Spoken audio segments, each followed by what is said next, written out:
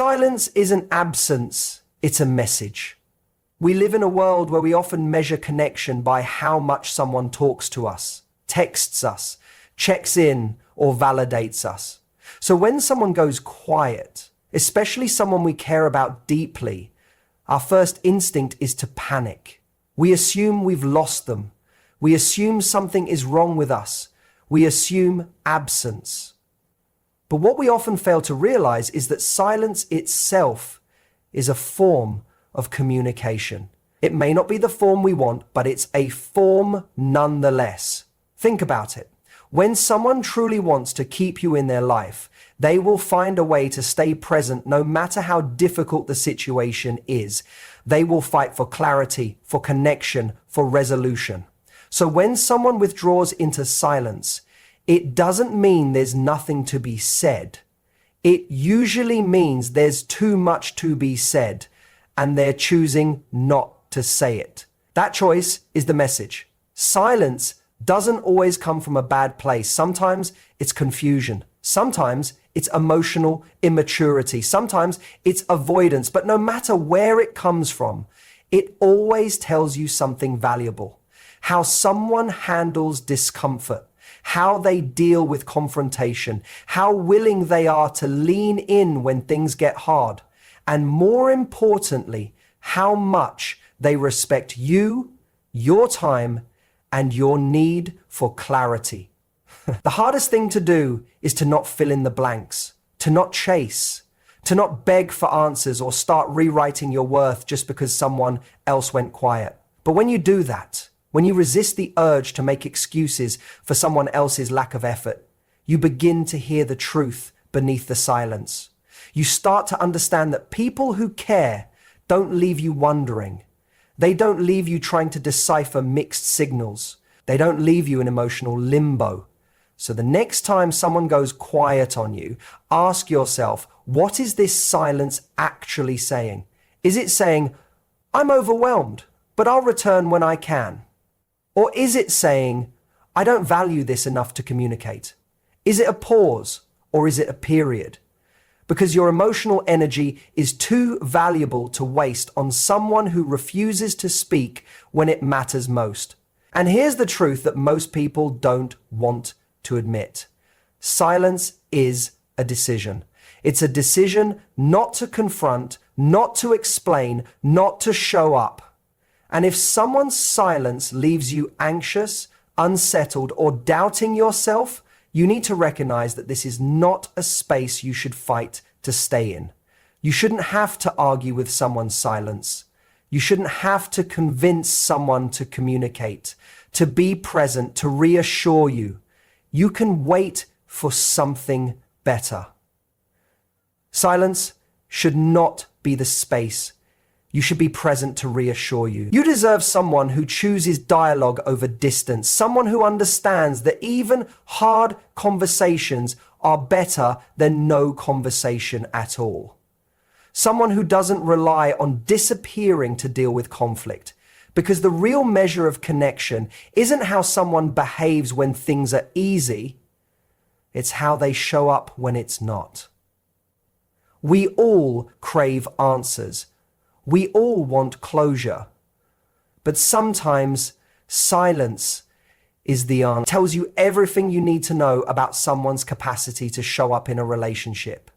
It shows you whether they're emotionally available or just temporarily convenient. It shows you whether they're mature enough to handle the weight of real connection or just passing through for the parts that feel good. You have to trust that the person who values you will never make you feel like you're hard to reach. They will not go quiet when you need clarity. They will not disappear when communication matters most, because when someone truly sees your worth, they speak clearly, consistently, and with care. When someone you care about goes quiet, it's easy to assume they've made a decision. Maybe they've lost interest. Maybe they've stopped caring, but more often than not, That silence isn't the result of a clean, confident choice. It's a reflection of internal confusion, emotional conflict, or a desire to avoid discomfort. A lot of people haven't learned how to sit with hard emotions. They haven't been taught to articulate what they feel, especially when it's messy, unclear, or contradictory. So instead of talking through it, instead of admitting they don't know how to say what's going on, they choose to go silent. It feels easier. It delays the confrontation. It pushes the pressure onto you, hoping maybe you'll make the move, you'll ask, you'll guess, you'll fix. But silence doesn't mean peace. It often means paralysis. It means they're stuck, caught between what they want and what they fear, between what they know and what they can't yet accept. Maybe they care about you, but they also fear. Maybe they want to connect, but they're terrified of not being enough. Maybe they feel guilty for not showing up the way you deserve. And silence becomes their escape from having to face that truth. When someone is confused internally, their external communication reflects that. You get mixed signals, inconsistent energy. One day they're all in, the next they disappear. You're left wondering if you did something wrong, if they've changed their mind, or if you imagined the whole connection. That confusion you feel isn't just in your head. It's a reaction to the chaos they're carrying but refusing to confront out loud. Then there's conflict. Silence can often be a symptom of something unresolved. It might not even be about you. It could be internal wounds they haven't healed or fears they haven't processed. Maybe they've experienced betrayal before, and now that things feel real, it triggers their defenses. Instead of working through the discomfort, they pull back, not because they don't care, but because conflict makes them shut down. Sometimes silence is a punishment, not one meant to harm, but one meant to protect themselves. They think if I say the wrong thing, I'll ruin it, or if I open up, I might get rejected, so they choose distance instead. They hope silence will buy them time or clarity, or at the very least, a delay from making a choice they feel unprepared to make. And then there's avoidance. This is the most painful form of silence because it's not always born from confusion. It's born from discomfort. They don't want to have a tough conversation. They don't want to hurt you. They don't want to take responsibility for how they feel or how they've made you feel. So they choose to ghost, drift, disconnect. Avoidance gives them the illusion of control. It lets them walk away without confrontation, without guilt, without being held accountable. But avoidance doesn't remove responsibility. It just transfers the weight onto you. Suddenly, you're the one left wondering what happened. You're the one analyzing texts, revisiting moments, trying to decode what their silence could possibly mean. That mental exhaustion, it's the emotional toll of someone else's unwillingness to face the hard parts of being human, of loving, of being honest. The hard truth is that people often go quiet when they're not emotionally equipped to deal with what's required of them, when they don't have the tools to speak their mind or heart with clarity, when their coping mechanism is escape instead of engagement. And it's not always malicious, it's often unconscious. Learned behavior, past wounds, emotional immaturity. But no matter the reason, the silence still says something. It says, I'm not ready to deal with this, or I don't know how to say what I feel, or I hope this all goes away on its own. It says there's something unresolved inside them, and instead of unpacking it with you, they've chosen to keep it locked away. Sometimes the loudest part of a relationship isn't in the conversations. It's in the silences. It's in the long pauses between responses, the texts left unread, the plans that never quite get made. It's in the moments where something should have been said and wasn't, the things you needed to hear, but never did. That absence of words, that's a message in itself. We're taught to listen to words, to wait for someone to say what they feel. But a person's silence often reveals more than their speech. Because when someone cares, you feel it without them having to say it. You don't have to beg for reassurance or constantly ask where you stand. They show up, they reach out, they check in. And when someone doesn't, when they leave you in the dark, avoid the hard questions, or disappear when vulnerability is needed, it's not just forgetfulness or being busy. It's a form of communication. It's telling you something they either don't know how to say or don't want to say out loud. Some people are afraid of confrontation. They'd rather stay quiet than tell you they're pulling away. Some are unsure of their feelings, and instead of admitting that uncertainty, they withdraw and let you feel the confusion. They think they're sparing your feelings by not being direct, when in reality, they're creating more damage by staying silent.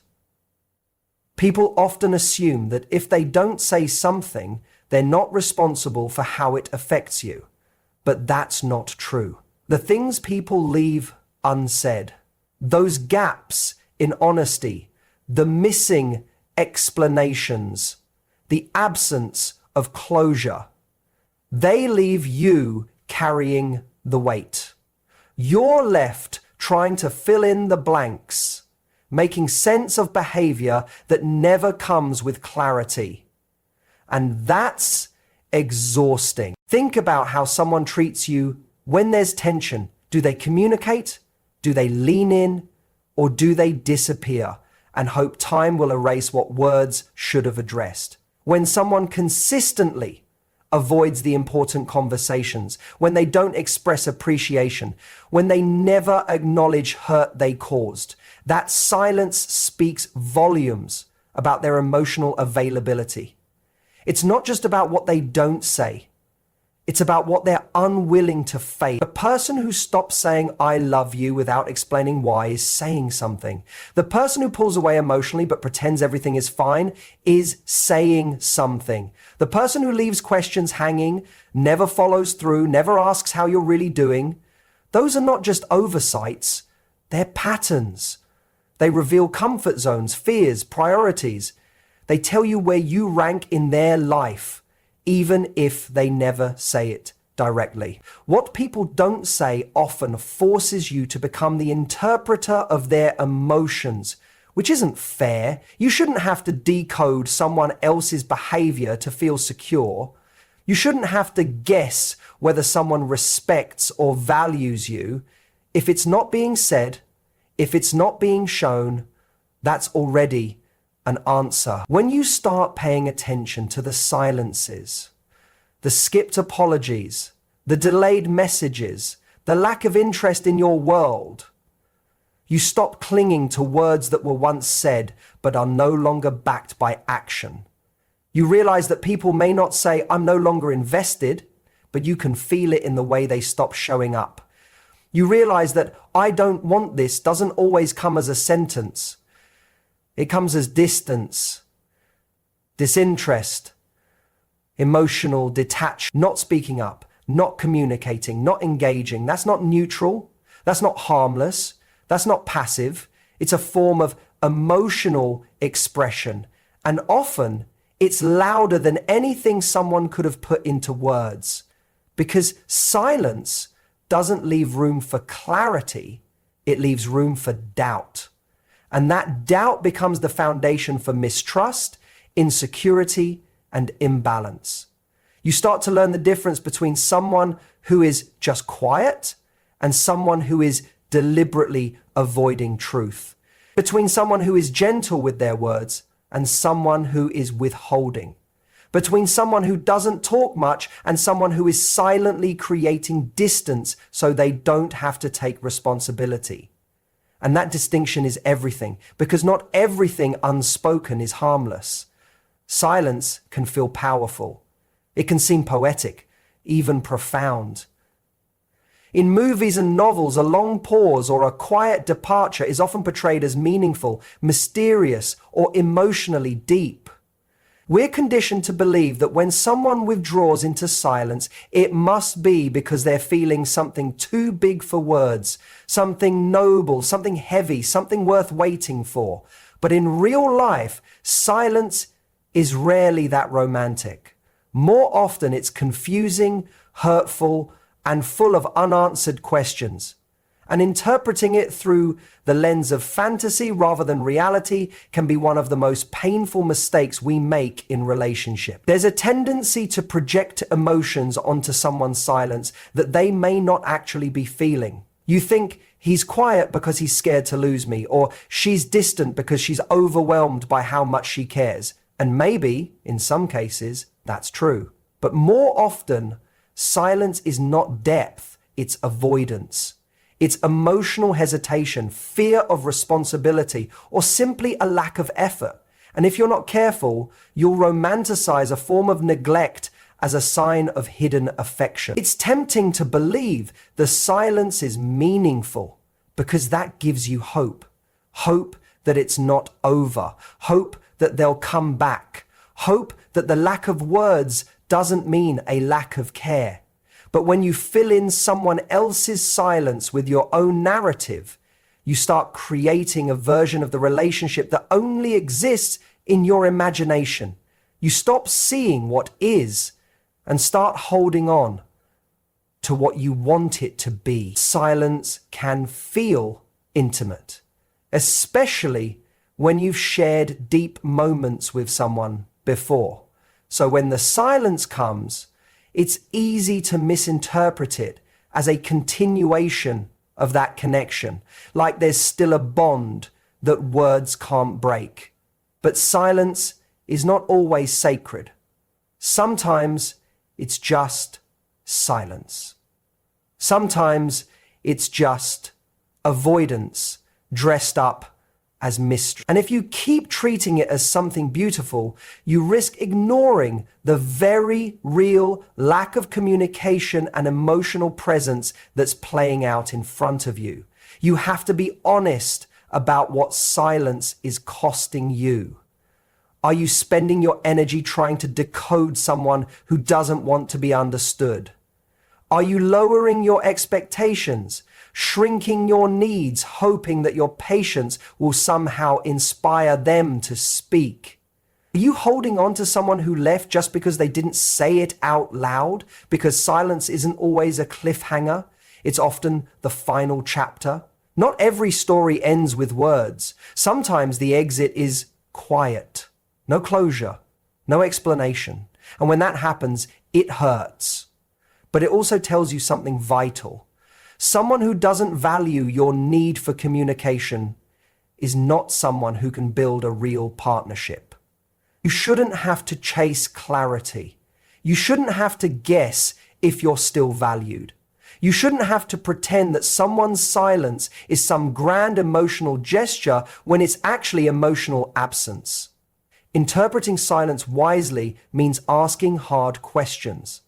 Is this person quiet because they're processing or because they've disengaged? Are they giving space because they care or because they've lost interest and don't want to say it? Are you holding on to their silence because it makes you feel close to them or because you're afraid of what their words might actually confirm? These are questions that require brutal honesty, not fantasy, not wishful thinking, because the truth is, silence is neutral until you assign meaning to it. And when you assign the wrong meaning, you stay stuck in a cycle of waiting, wondering, hoping. And the more you romanticize it, the harder it becomes to walk away. Silence becomes the hook that keeps you attached, even when the connection is long gone. There's a quiet kind of exhaustion that comes from being the one who always reaches out first, the one who sends the good morning texts, the one who plans the good morning texts, the one who plans, reminds, follows up. At first, it feels okay. You tell yourself you're just being thoughtful, that maybe they're busy, maybe they're just not great at expressing themselves. You give them grace and you keep giving. But over time, you start to notice the pattern. You initiate, they respond. You invest, they receive. You care, they allow it. And slowly you begin to feel the weight of a connection that you're carrying mostly on your own. Relationships aren't about keeping score, but they are about mutual effort. When you're the only one initiating, it becomes less about connection and more about pursuit. You start to question whether they're truly invested or simply accustomed to being pursued, whether they enjoy your presence or just don't mind it, whether they would ever reach out if you stopped showing up first. That doubt becomes a quiet companion in your day-to-day interactions. You begin to feel like a guest in someone else's life instead of a priority in it. One-sided initiation chips away at your self-worth. It sends a subtle message that your needs come second, that your presence in someone's life isn't important enough to inspire action on their end. And while it might not be intentional, it still creates imbalance. You begin to shrink yourself emotionally, measuring your texts, your calls, your energy, because you don't want to come off as too much. You overthink your natural instincts to connect, because the response on the other side is always lukewarm, delayed, or inconsistent. There's a difference between someone who's simply not great at communication and someone who doesn't value the effort you're putting in. The former is willing to meet you halfway once you talk about it.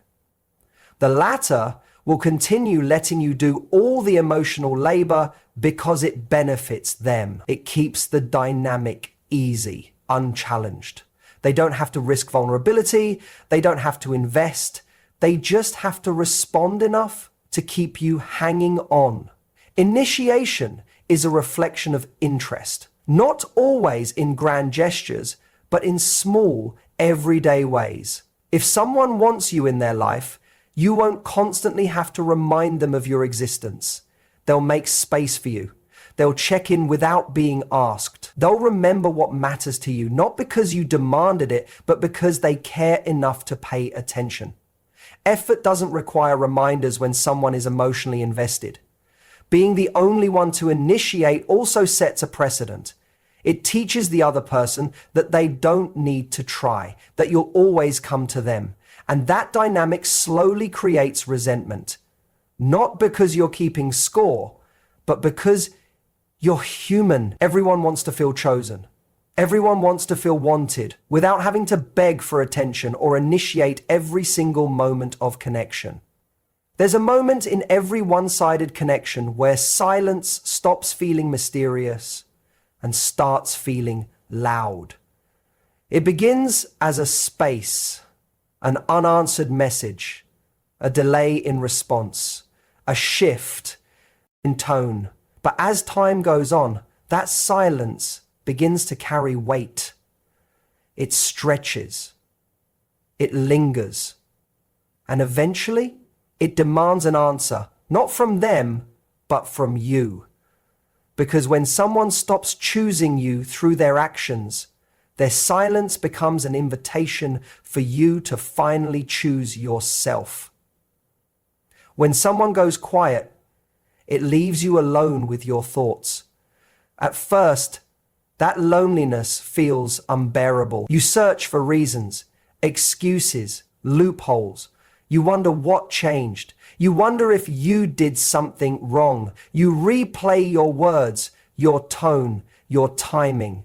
You try to fix something you didn't even break, just to restore a sense of control. Because if you can understand the silence, maybe you won't feel so rejected by it.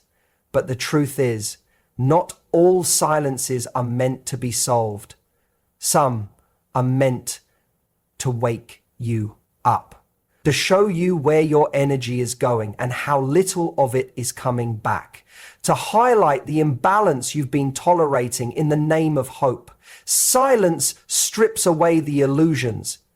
It forces you to stop listening to what you want to hear and start noticing what's actually happening.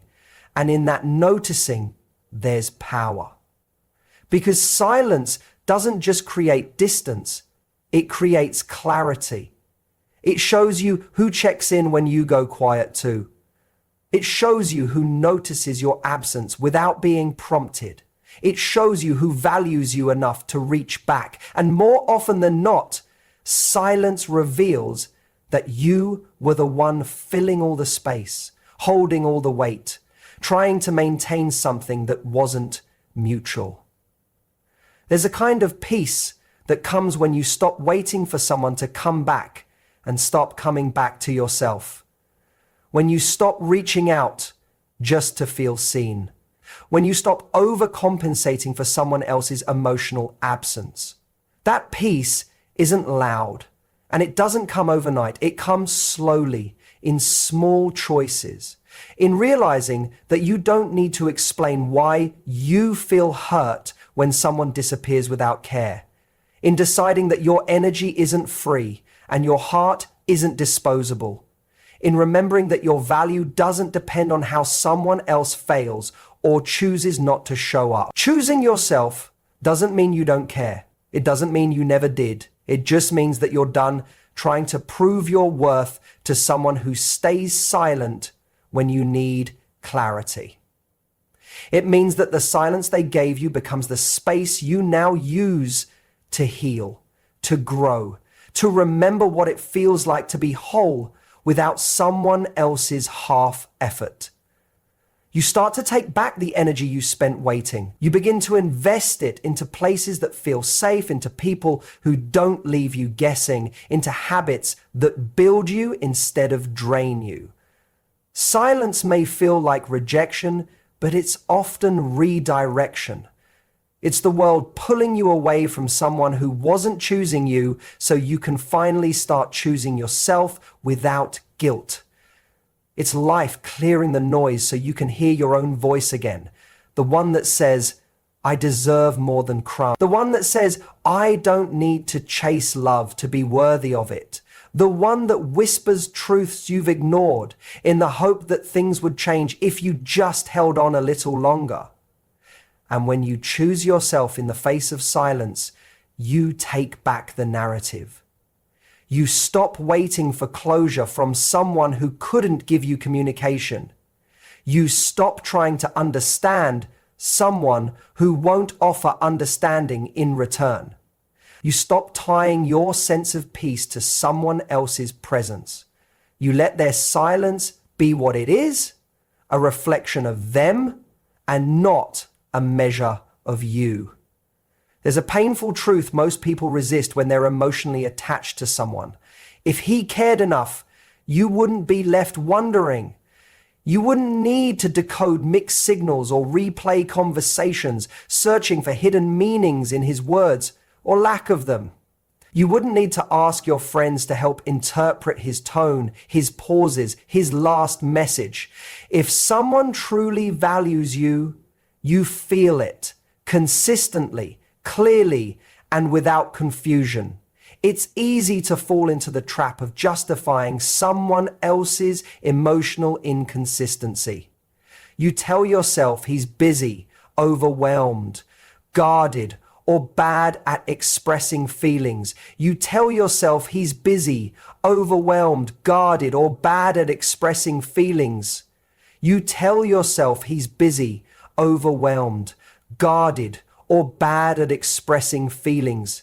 You tell yourself he's busy, overwhelmed, guarded, or bad at expressing feelings. You tell yourself he's busy, overwhelmed, guarded, or bad at expressing feelings. You tell yourself he's busy, overwhelmed, guarded, or you want to believe the best because caring about someone creates blind spots. It softens your standards. It convinces you to be patient when what you really need is clarity. But care doesn't hide. It doesn't hesitate. It doesn't leave you chasing someone who only gives just enough to keep you holding on.